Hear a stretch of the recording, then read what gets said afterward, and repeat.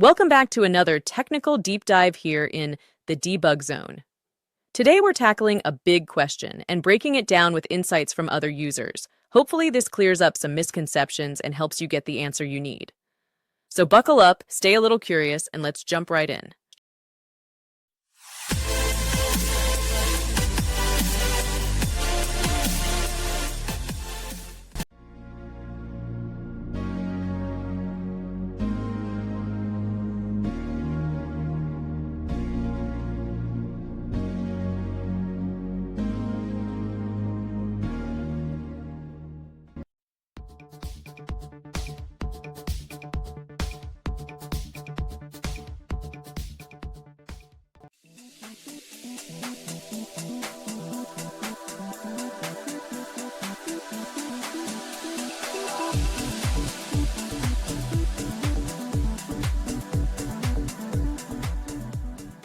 And that's a wrap.